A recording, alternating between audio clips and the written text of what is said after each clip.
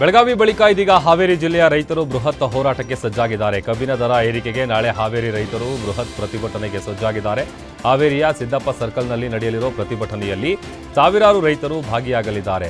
ಹಾವೇರಿ ಗೋಲಿಬಾರ್ ನೆನಪಿಸಿ ಸರ್ಕಾರಕ್ಕೆ ಖಡಕ್ ಸಂದೇಶ ನೀಡಿರೋ ಅನ್ನದಾತರು ಒಂದು ಕಣ್ಣಿಗೆ ಸುಣ್ಣ ಇನ್ನೊಂದು ಕಣ್ಣಿಗೆ ಬೆಣ್ಣೆ ಎಂಬಂತೆ ಸಿಎಂ ಮಾಡಿದ್ದಾರೆ. ಎಲ್ಲಿ ಹೋರಾಟ ಗಲಾಭೆ ಮಾಡ್ತಾರೋ ಅಲ್ಲಿ ನ್ಯಾಯ ಸಿಗುತ್ತೆ, ಸುಮ್ಮನಿದ್ರೆ ಏನೂ ಸಿಗಲ್ಲ ಅಂತ ಸರ್ಕಾರವೇ ತೋರಿಸಿಕೊಟ್ಟಿದೆ. ಹೋರಾಟಕ್ಕೆ ಬೆಲೆ ಕೊಡದಿದ್ರೆ ಎಲ್ಲಾ ಕಾರ್ಖಾನೆಗಳಿಗೆ ಬೀಗ ಜಡಿತೀವಿ, ಅನಾಹುತಗಳಾದರೆ ಶಿವಾನಂದ ಪಾಟೀಲ್ ಹಾಗೂ ರಾಜ್ಯ ಸರ್ಕಾರವೇ ಹೊಣೆ ಅಂತ ಹೇಳಿದ್ದಾರೆ.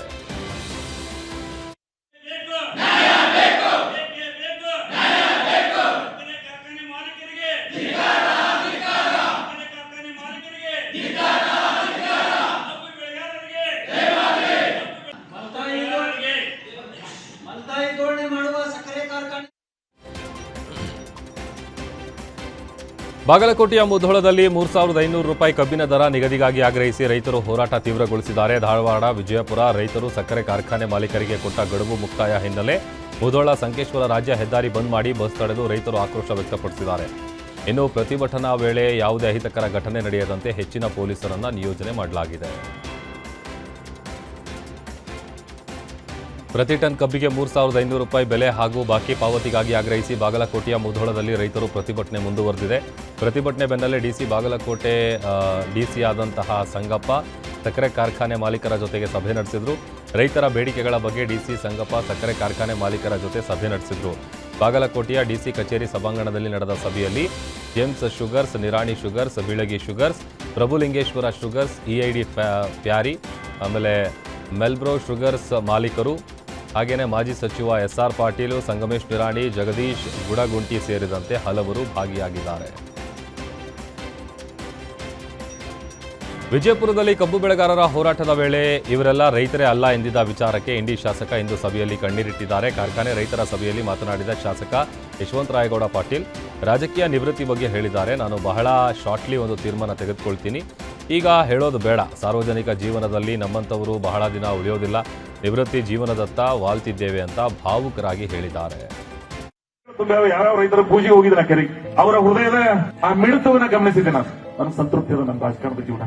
ಇಲ್ಲಿ ನೀರಾವರಿ ಮಾಡಿನೋ ಸಕ್ಕರೆ ಕಾರ್ಖಾನೆ 40 ವರ್ಷದಿಂದ ತಾರಕಮಾಂದಾಗ ಇದ್ದದನ್ನ ಗೋಳು ಗೊಬ್ಬಟ್ಟು ಮಾಡಿನ, ಅಸ್ಥಿ ಪಂಜರಿ ಇದ್ದದನ್ನ ಜೀವ ತುಂಬಿನ. ಅದಕ್ಕೆ ಇದೆಲ್ಲ ಜೀವನ. ಇಂಥ ಜೀವನಕ್ಕಾಗಿ ರಾಜಕಾರಣ ಮಾಡೋದ? ನಾನು ಏನು ಕಟ್ಟಿನ ಆಸಾಗದಾಗೆ ನನಗೆ ಧಿಕ್ಕಾರ ಅನಿಸ್ಕೊಳ್ಳೋದಿತ್ತು ಅಂದ್ರೆ ಅಲ್ಲ, ನೀವು ಆ ಪುರುಷಾರ್ಥಕ ನಾ ಇರ್ಬೇಕು. ಶಾರ್ಟ್ಲಿ ನಾನು ಒಂದು ತೀರ್ಮಾನವನ್ನ ತಗೋತೀನಿ. ಈ ಸಂದರ್ಭದಾಗ ಬೇಡ, ಐ ಹ್ಯಾವ್ ಡಿಸೈಡೆಡ್. ಸಾರ್ವಜನಿಕ ಬದುಕನಾಗ ನಮ್ಮಂತವರು ಬಹಳ ದಿವಸ ಉಳಿಯಂಗಿಲ್ಲ. ನಿವೃತ್ತಿ ಜೀವನದ ಕಡೆ ನಾವೆಲ್ಲ ವಾರ್ತಾ ಇದ್ದೀವಿ. ನಾವು ಯಾವ ಪ್ರದೇಶದೊಳಗೆ ಎಲ್ಲ ಸಮುದಾಯಗಳನ್ನ, ಎಲ್ಲ ವರ್ಗಗಳನ್ನ ಹೃದಯದಿಂದ ನಾನು ಪ್ರೀತಿಸಿದ್ದೇವೆ, ಆ ಭಗವಂತನೇ ಇಲ್ಲಿ ನೋಡ್ಕೋಬೇಕು. ಎಲ್ಲ ಬಾಗಲಕೋಟೆಯ ಮುಧೋಳ ನಗರದ ಸಂಗೊಳ್ಳಿ ರಾಯಣ್ಣ ವೃತ್ತದಲ್ಲಿ 3,500 ರೂಪಾಯಿ ಬೆಲೆ ನಿಗದಿಗೆ ಜಿಲ್ಲೆಯ ರೈತರು ಪ್ರತಿಭಟನೆ ನಡೆಸಿದರು. ಟನ್ ಕಬ್ಬಿಗೆ 3,500 ರೂಪಾಯಿ ಬೆಲೆ ಹಾಗೂ ಬಾಕಿ ಪಾವತಿಗಾಗಿ ಆಗ್ರಹಿಸಿ ಪ್ರೊಟೆಸ್ಟ್ ನಡೆಸಿದರು. ದಿವಂಗತ ರೈತ ಮುಖಂಡ ರಮೇಶಣ್ಣ ದಡದನ್ನವರ ವೇದಿಕೆಯಲ್ಲಿ ಪ್ರತಿಭಟನೆ ನಡೆಸಿ ಕಾರ್ಖಾನೆ ಮಾಲೀಕರು ಪ್ರತಿಭಟನಾ ಸ್ಥಳಕ್ಕೆ ಬರಬೇಕಂತ ಪಟ್ಟು ಹಿಡಿದ್ರು.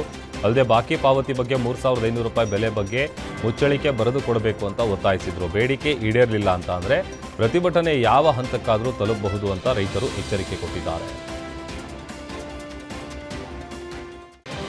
ಚಿಂತಾಮಣಿಯಲ್ಲಿ ವ್ಯಕ್ತಿಯೋರ್ವನಿಗೆ ಮಹಿಳೆಯರು ಹಿಗ್ಗಾಮುಗ್ಗಾ ಥಳಿಸಿದ ಘಟನೆ ನಡೆದಿದೆ. ಶ್ರಾವಣಿ ಎಂಬ ಯುವತಿ ಜೊತೆ ನಲ್ಲಗುಟ್ಟಹಳ್ಳಿ ಗ್ರಾಮದ ಆನಂದ್ ಲಿವಿಂಗ್ ಟುಗೆದರ್ನಲ್ಲಿದ್ದ. ಆನಂದ್ ಜೊತೆ ಬ್ರೇಕಪ್ ಬಳಿಕ ಶ್ರಾವಣಿ ಬೇರೆ ಮದುವೆಯಾಗಿದ್ದು, ಮದುವೆಯಾದ ಬಳಿಕವೂ ಶ್ರಾವಣಿ ಹಿಂದೆ ಬಿದ್ದು ಆನಂದ್ ಪೀಡಿಸ್ತಾ ಇದ್ದ. ಶ್ರಾವಣಿ ಜೊತೆಗಿದ್ದ ಫೋಟೋಗಳನ್ನು ಊರೆಲ್ಲ ಚೆಲ್ಲಿದ್ದ. ಘಟನೆ ಸಂಬಂಧ ರೊಚ್ಚಿಗೆದ್ದ ಶ್ರಾವಣಿ ಕುಟುಂಬಸ್ಥರಿಗೆ ಆನಂದ್ ಕಟಮಾಚನಹಳ್ಳಿ ಗ್ರಾಮದ ಬಳಿ ಸಿಕ್ಕಿಬಿದ್ದಿದ್ದ. ಈ ವೇಳೆ ಶ್ರಾವಣಿ ಕುಟುಂಬಸ್ಥರು ಆನಂದ್ಗೆ ಹಿಗ್ಗಾಮುಗ್ಗಾ ಥಳಿಸಿದ್ದಾರೆ. ಚಿಂತಾಮಣಿ ಗ್ರಾಮಾಂತರ ಪೊಲೀಸ್ ಠಾಣಾ ವ್ಯಾಪ್ತಿಯಲ್ಲಿ ಈ ಘಟನೆ ನಡೆದಿದೆ.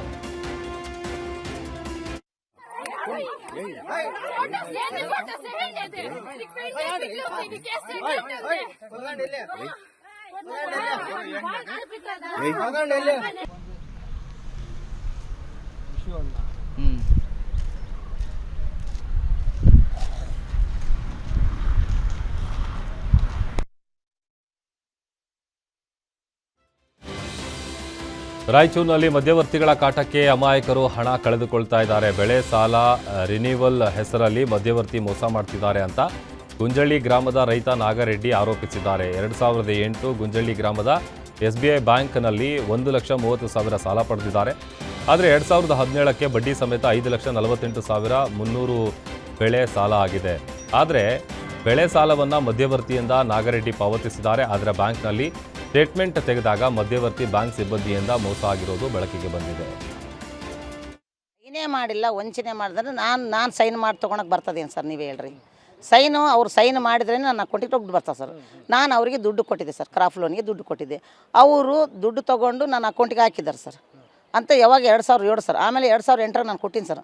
ಆ ಚೆಕ್ ನನಗಿನ್ನೂ ಕೊಟ್ಟಿಲ್ಲ ಸರ್. ಚೆಕ್ ಕೊಟ್ಟಿನಿ ಸರ್. ಆ ಚೆಕ್ಕಲ್ಲಿಂದ ನಮ್ಗೆ ಅಮೌಂಟ್ ಬಂದಿಲ್ಲ ಸರ್.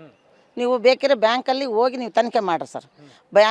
ಸೈಬರ್ ಪೊಲೀಸ್ ಸ್ಟೇಷನ್ ಮುಗ್ದ ಸರ್, ಯರಗೇರಿ ಪೊಲೀಸ್ ಸ್ಟೇಷನ್ ಮುಗ್ದ ಸರ್, ಹಿರಿಯ ನಾಗರಿಕರ ಪೊಲೀಸ್ ಸ್ಟೇಷನ್, ಹಿರಿಯ ನಾಗರಿಕ ಸಹಾಯವಾಣಿಗೆ ಹೋಗ್ಯ ಸರ್. ಎಲ್ಲ ನೋಡಿ ಎಲ್ಲ ಮಾಡಿ ಕ್ಲೋಸ್ ಮಾಡಿದ್ದಾರೆ ಸರ್ ಅವರು. ಮತ್ತೆ ಇವಾಗ ನನ್ನ ಮೇಲೆ ಸುಳ್ಳು ಆಪಾದನೆ ಮಾಡಿ ನನ್ನ ಮರ್ಯಾದೆ ಆರಾಜು ಮಾಡಕತ್ತೇನೆ ಸರ್. ಅಲ್ಲ, ಈಗ ನೀವು ಅಂದರೆ ಬೆಳೆ ಸಾಲಕ್ಕೆ ನೀವು ಲೋನ್ ಕೊಟ್ಟಿದ್ದೀರಾ, ದುಡ್ಡು ಕೊಟ್ಟಿದ್ದೀರಾ ಅವ್ರಿಗೆ? ಈಗ ಸರ್, ಈಗ ಭಾಳ ಮಂದಿ ಬರ್ತಾರೆ ಸರ್. ನನ್ನ ಹತ್ರ ದುಡ್ಡು ಇಲ್ಲಮ್ಮ, ನಾನು ರೆನ್ಯೂವಲ್ ಮಾಡಿ ಕೊಡ್ತೀನಿ, ನಾನು ಸ್ವಲ್ಪ ಸಹಾಯ ಮಾಡಿದ್ರೆ ಕೊಟ್ಟಿನಿ ಸರ್. ಅವ್ರಿಗೊಂದೆಲ್ಲ ಭಾಳ ಮಂದಿ ಕೊಟ್ಟಿನಿ ಸರ್. ಹ್ಞೂ. ಈಗ